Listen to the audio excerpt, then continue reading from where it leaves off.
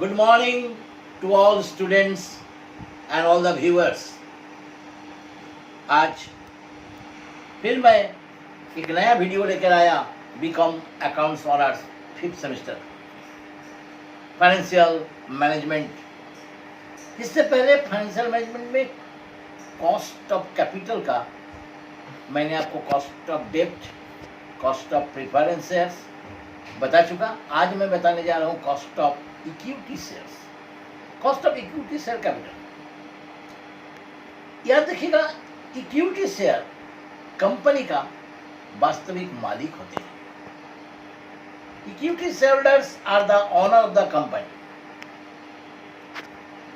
वो कंपनी में वास्तविक पूंजी प्रदान करते हैं। कुछ एक्सपर्ट का कहना है कि equity share does not carry any cost, क्योंकि उसमें कोई लागत नहीं होती है। But equity shares are treated as variable dividend security and there is no legal obligation. इसका कोई दायित्व नहीं है कंपनी का कि उसे एक निश्चित तौर पर, जैसे प्रेफरेंस शेयर्स पर, डिवेंचर पर एक निश्चित तौर पर लागत आती है, डिविडेंड, इंटरेस्ट आदि के रूप में। लेकिन इक्विटी शेयर्स का कोई निश्चित नहीं है। कंपनी की लाभ होने पर दी जाएगी, ज़्यादा लाभ होने पर ज़्यादा प्रतिशत दिया जाता है, कम लाभ होने पर कम दिया जाता है, इसलिए निश्चित नहीं है। इसलिए याद रखिएगा, cost of capital equity shares थोड़ी सी डिफिकल्ट टास्क है, थोड़ी कठिन है। But equity share holder expect to earn regular income as a dividend. लेकिन इक्विटी शेयर अपनी पैसा लगाता है, अपनी पैसा जब वो लगाता है तो वो चाहेगा कि वो पैसे से जितना पैसा लगाया रेगुलर एक अच्छा इनकम उसको मिलता रहे डिविडेंड के रूप में। इसलिए ये so it is must to calculate cost of equity share, यानी cost of equity share capital का लागत निकालना जरूरी है। भले ही वो निश्चित रेट को ही नहीं है, लेकिन फिर भी निकाला जाता है।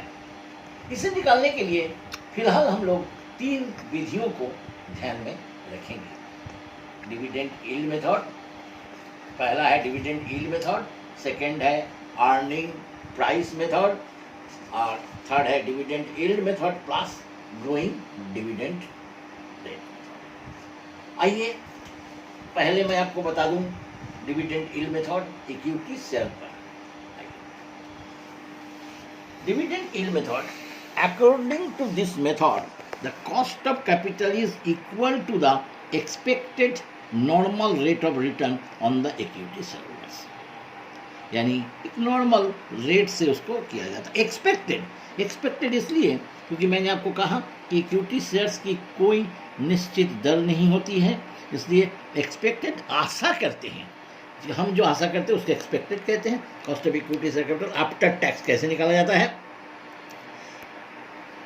CEAT, C means cost of equity after tax, DPS into 100 by MP. DPS means dividend per equity shares and MP means market price of shares. एक क्वेश्चन मैं आपको समझा दूं तो आपको समझ में आएगा। एक example, X Limited offers for the public subscription equity share 10th each at premium 10%. The company has to pay underwriting commission 5%. The rate of dividend expected 20%. Market price of existing equity shares ₹15. Calculate the cost of equity share capital.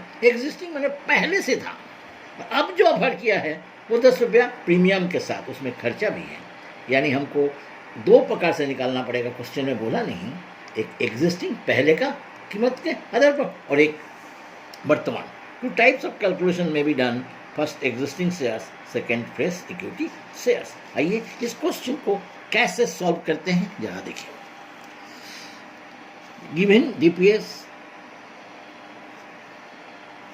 Dividend per share, एक का कीमत ₹10 है, premium है, और rate of dividend expected 20%। तो amount ये पर share value rate by 100 यानी ₹2 पर शेयर निकल गया। MPS market price 15 for existing share, पहले का शेयर का कीमत आपको दे दिया है, एग्जिस्टिंग का ₹15, और वर्तमान फ्रेश शेयर के लिए देखिए क्या है, जैसे एनपी निकालते थे, नेट प्रॉफिट्स सेम चीज, पर value of share plus issued premium 10% out of rupees 10, देखिए issued premium 10% of 10 and expenses on issue of share, जिसे हम लोग इसके पहले देखे थे फ्लोटिंग चार्ज एक्सपेंसेस के रूप में, यानी दिया है आपको कमीशन है 5%, तो पार वैल्यू 10 रुपया, प्रीमियम 10 रुपया पर 10% 1 रुपया, और 10 रुपया पर 5% 50 पैसा, यानी कुल मिलाकर जोड़ घटाव करने से 10 रुपये 50 पैसा हो गया। बस फॉर्मूला में पुट कर दिए CEAT DPS into 100 by MPS, 2 रुपया DPS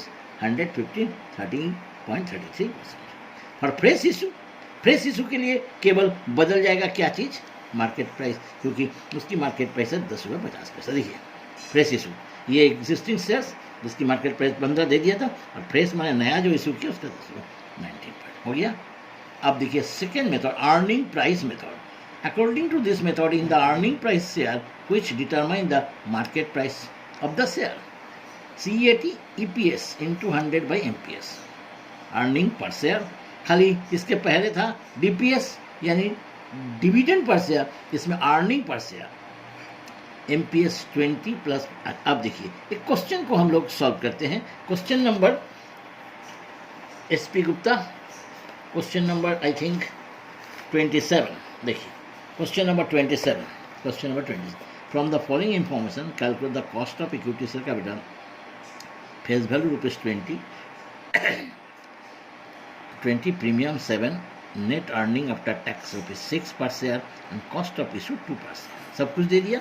अब आप इसको देखिए कैसे, EPS अर्निंग पर शेयर ₹6 दे दिया है, अर्निंग पर, क्वेश्चन में देखिएगा अर्निंग पर शेयर ₹6 दे दिया आफ्टर टैक्स, नेट अर्निंग 6 रुपया दे दिया है, लिख लिए।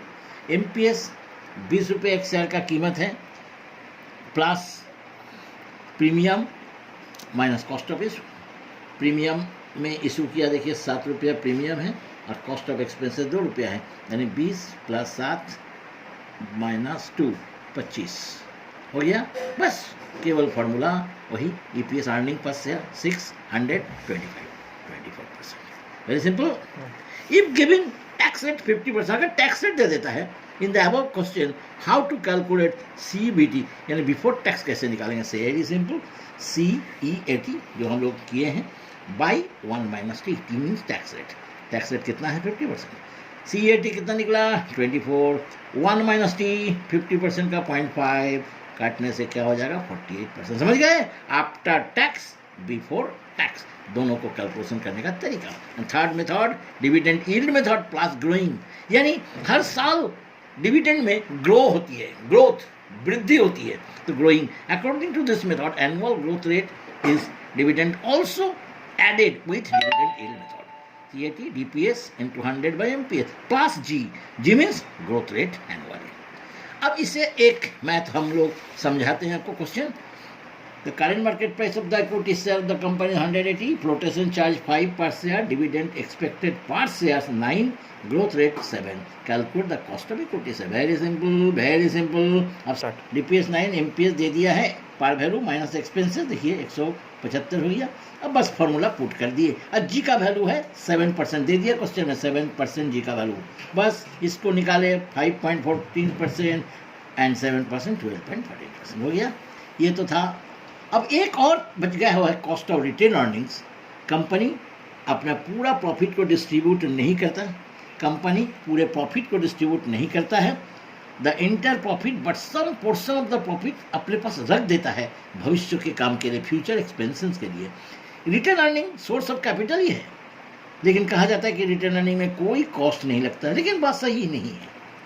अगर ये रिटेन अर्निंग को डिविडेंड के रूप में बांट दिया जाता शेयर होल्डर को, तो शेयर होल्डर उस पैसे से फिर कहीं ना कहीं इन्वेस्ट करता, तो उसको रिटर्न, उसको कुछ अर्निंग होती। इसलिए कंपनी को ये सोचकर कि अगर हम डिविडेंड को नहीं बांट कर रख देते हैं तो उसकी कॉस्ट कितनी होनी चाहिए, उसको निकालना पड़ता है। Cost of retained earnings calculate as follows, CRT after tax, ये देखिए formula, AD into 100 by RE। AD means earning, alternative investment, alternative investment करने से कितना अर्निंग होता है, ये retained earnings. When personal tax liability अगर देता है तो माइनस कर दिएगा पर्सनल टैक्स लायबिलिटी को। When capital gain tax rate देता है तो कैपिटल गेन टैक्स रेट को भी माइनस कर दिएगा रिटेन अर्निंग से। अगर नंबर ऑफ शेयर्स नहीं दिया है when number of shares held by the shareholder not given, तो ये फॉर्मूला आपको लग जाता है डायरेक्ट ईपीएस और DPS 1 minus TD by MPS 1 minus TC. TC means capital gain rate. Capital gain जो डिविडेंड या जो अर्निंग होता है उस पर टैक्स देता है, और पर्सनल इनकम टैक्स ये है टीडी, पर्सनल इनकम टैक्स. तो इस प्रकार से ये फॉर्मूला आपको जरूर याद रख लीजिएगा, इसको आप लिख लीजिएगा. इसकी संभावित क्वेश्चन मैं आपको अगले वीडियो में जरूर बता दूंगा. साथ ही मैं वेटेज रेट बता दूंगा जो काफ़ी इंपॉर्टेंट है. ये 4 मेथड जानने से एवरेज वेटेड रेट आप निकाल सकते हैं. इसको जरूर आप एक बार स्टडी कर लीजिएगा. और ये है आज का वीडियो जो काफ़ी सिंपल और इम्पोर्टेंट भी है. कॉस्ट ऑफ डिविडेंड का इक्विटी शेयर्स रिटर्न अर्निंग का मैथ मैंने बताया नहीं, ये हम आपको अगले वीडियो में जरूर बता देंगे. तब तक के लिए धन्यवाद. घर में रहिए, अच्छा रहिए. नमस्कार.